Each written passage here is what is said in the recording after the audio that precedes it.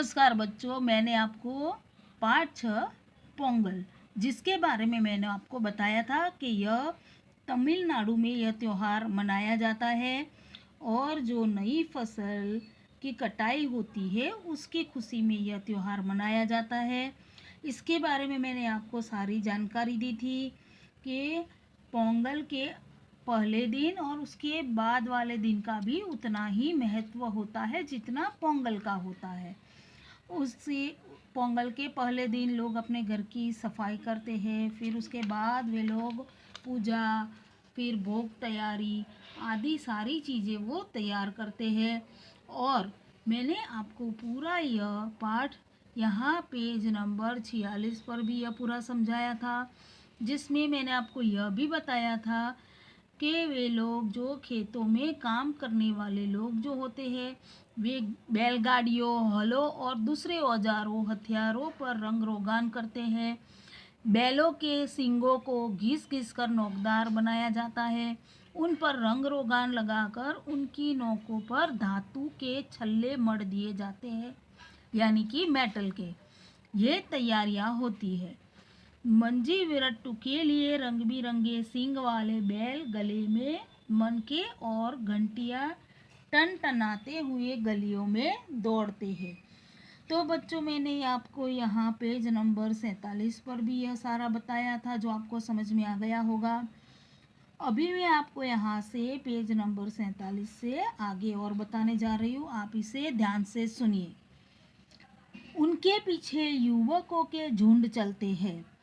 तो बच्चों, जो तैयार किए हुए जो बैल होते हैं, जिनके रंग रोगान किए जाते हैं, जिनके सींगों के और उनके सींगों के ऊपर जो छल्ले मढ़ दिए जाते हैं, तो ये जो सजाए हुए जो बैल होते हैं वह टनटनाते घंटियों की आवाज़ करते हुए गलियों में दौड़ते हैं।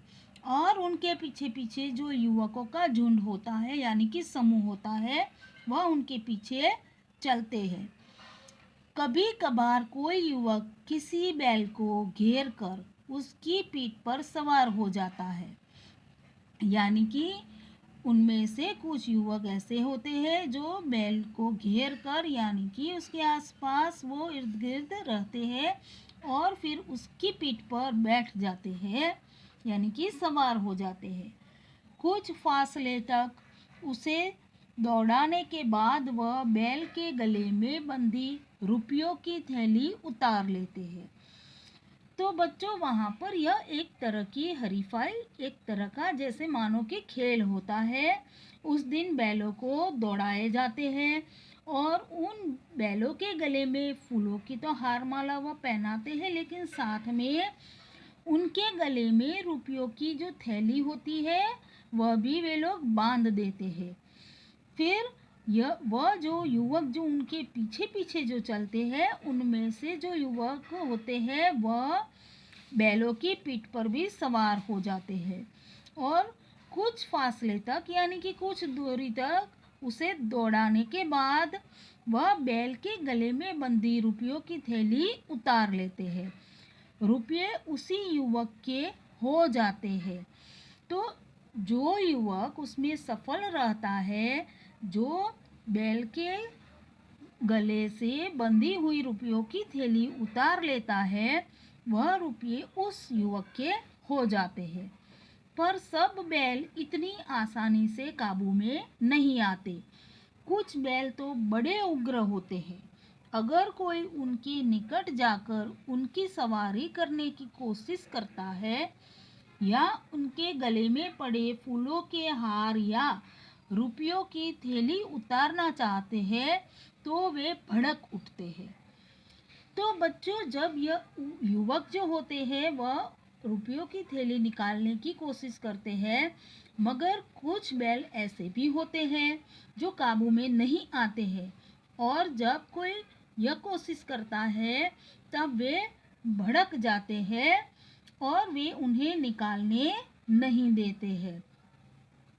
फिर भी कई लोग अकेले ही या मिलजुल कर बैलों से टक्कर लेते हैं। बहुत ही रोमांचक दृश्य देखने को मिलता है।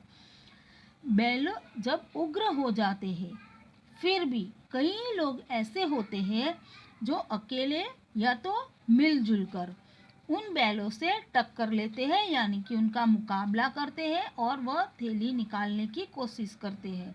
और यह जो दृश्य होता है वह बहुत ही रोमांचक होता है, जो देखने लायक होता है। सायंकाल ग्राम देवी के मंदिर परिसर में महिलाएं पूजा करने आती है।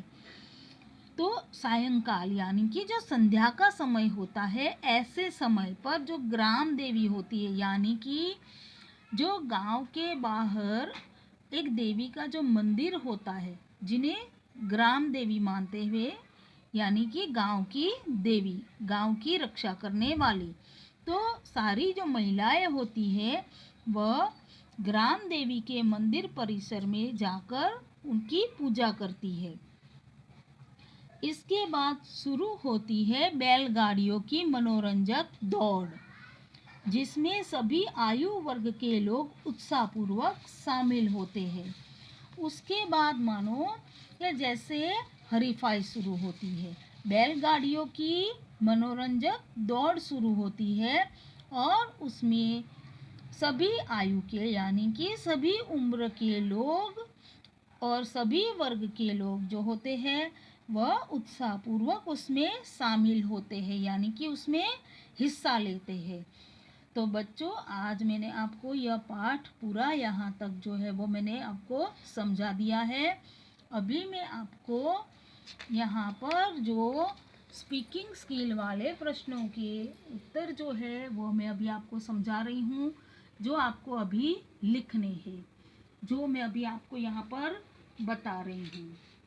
निम्नलिखित प्रश्नों के उत्तर दीजिए। यहाँ पर आप देख सकते हैं प्रश्न 1, पोंगल का त्योहार कब मनाया जाता है? उत्तर, पोंगल का त्योहार तई नामक तमिल महीने की पहली तारीख को मनाया जाता है। प्रश्न 2, भोगी के दिन लोग क्या करते हैं? उत्तर, भोगी के दिन लोग घर की सफाई करते हैं, पुरानी और बेकार चीजों को फेंकते हैं या जला देते हैं। प्रश्न 3, कोलम किसे कहते हैं? उत्तर, चावल के आटे से फर्श पर कुछ आकृतियां बनाई जाती है, जिन्हें कॉलम कहते हैं। प्रश्न 4, कौन कौन सी फसलें एक साथ तैयार होती है? उत्तर, हल्दी, धान की फसल और ईख की फसलें एक साथ तैयार होती है। तो बच्चों, यहाँ पर यह जो मैंने प्रश्नों के उत्तर अभी आपको जो बताए हैं, यह आपको आपकी नोटबुक में लिखने हैं। और अभी मैं आपको आपकी टेक्स्ट बुक में यहाँ पर यह जो बता रही हूँ, प्रश्न 1 सही उत्तर के सामने सही लगाइए। यह आपका जो होमवर्क है, यह आपको टेक्स्ट बुक में फिल करना है। और यहाँ पर प्रश्न 2 है, जो मैं अभी आपको यहाँ पर सारे प्रश्नों के उत्तर बता रही हूँ, यह सारे आपको आपकी टेक्स्ट बुक में फिल करने हैं। प्रश्न 2, निम्नलिखित प्रश्नों के उत्तर लिखिए। पोंगल का त्योहार किस खुशी में मनाया जाता है? यह किसका सूचक है? तो बच्चों, प्रश्न है कि पोंगल का त्योहार किस खुशी में मनाया जाता है और यह किसका सूचक है? तो उसका उत्तर है, तमिलनाडु में धान की फसल कटने के बाद खुशी प्रकट करने के लिए पोंगल मनाया जाता है। पोंगल उत्तरायण के आरंभ का सूचक है। प्रश्न ख, पोंगल के पहले वाले दिन को क्या कहते हैं? इस दिन लोग क्या करते हैं? तो इसका उत्तर है, पोंगल के पहले वाले दिन को भोगी कहते हैं। इस दिन लोग घर की सफाई करते हैं और बेकार चीज़ों को फेंकते हैं या जला देते हैं। इस तरह सारी रात लोग होली जलाते हैं और बच्चे बोगी कट्टू पीटते रहते हैं। अभी मैं आपको यहाँ पर पेज नंबर 49 पर प्रश्न ग बता रही हूँ। शर्कराई पोंगल का भोग कैसे तैयार किया जाता है? पोंगल के लिए एक विशेष बर्तन खरीदकर उसमें दूध, नई फसल के चावल, मसाले डालकर सूर्य देवता के लिए शर्कराई पोंगल का भोग तैयार किया जाता है। प्रश्न घ, माटू पोंगल के दिन पशुओं के प्रति कृतज्ञता किस प्रकार प्रकट की जाती है? उत्तर, माटू पोंगल के दिन गायों के मस्तक पर हल्दी कुमकुम और उनके गले में पुष्पहार पहनाकर पूजा की जाती है। तत्पश्चात यानी कि उसके बाद उन्हें पोंगल खिलाया जाता है। ऐसा करके उनके प्रति कृतज्ञता प्रकट की जाती है। तो बच्चों, मैंने आपको यहाँ पर जो यह सारे प्रश्नों के उत्तर बताए हैं, यह आपको आपकी टेक्स्ट बुक में फिल करने हैं। अभी मैं आपको यहाँ पर भाषा ज्ञान में यह समझा रही हूँ, जो आप अभी से ध्यान से सुनिए। धक्का, बच्चा, मिट्टी, दिल्ली आदि शब्दों में एक स्वर रहित व्यंजन का समान स्वर सहित व्यंजन से मेल हो रहा है, इसलिए यह द्वित्व व्यंजन कहलाता है। तो बच्चों, यह मैंने आपको द्वित्व व्यंजन के बारे में आपको व्याकरण में मैंने आपको पूरा यह समझाया था। जैसे क आधा और एक पूरा क, एक से दूसरा जो है वह जुड़ा हुआ है, लेकिन यह दोनों एक समान है। क से क जुड़ा हुआ, च आधा और दूसरा पूरा च। ट उसी प्रकार ल आधा और उसके साथ जुड़ा हुआ दूसरा ल आदि। यह जो सारे हैं यह द्वित्व व्यंजन कहलाते हैं। अब यहाँ पर आप देखेंगे निम्न, क्यारी, प्यारा, स्वाद आदि शब्दों में एक स्वर रहित व्यंजन का असमान स्वर युक्त व्यंजन से मेल हो रहा है, इसलिए यह संयुक्त व्यंजन कहलाता है।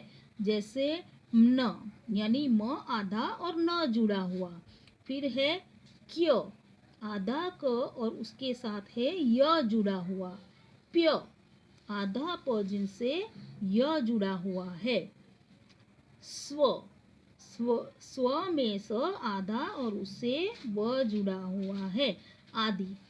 इस प्रकार यह जो व्यंजन जुड़े हुए हैं एक के साथ दूसरा, इसे संयुक्त व्यंजन कहते हैं।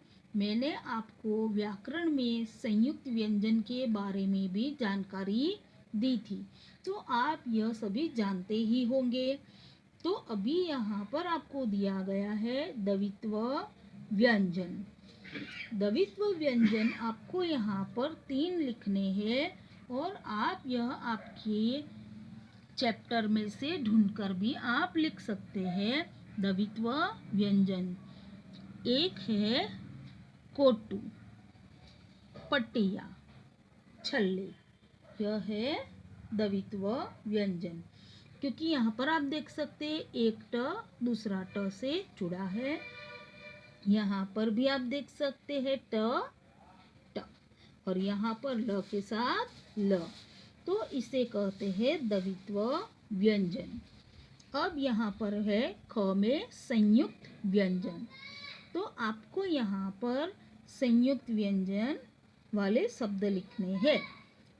महत्व, इन्हीं, प्रसिद्ध, तो यह जो तीनों है यह है द्वित्व व्यंजन वाले शब्द।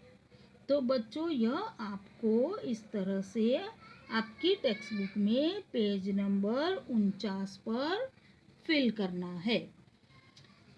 आपको शायद ऐसा लगेगा कि मैम ने एक साथ लिखने के लिए क्यों दे दिया, लेकिन आपको पता है सैटरडे का वीडियो हमारा नहीं आता है, तो आपके पास एक दिन वह भी होता है और संडे का भी होता है, तो आप तब भी यह काम कर सकते हैं। अब यहाँ पर आप देखिए, दिए गए शब्दों का वाक्यों में प्रयोग कीजिए। तो बच्चों यह मैं आपको बाद में होमवर्क में दूंगी, या तो यह रिवीजन में भी मैं करवाऊंगी। धन्यवाद।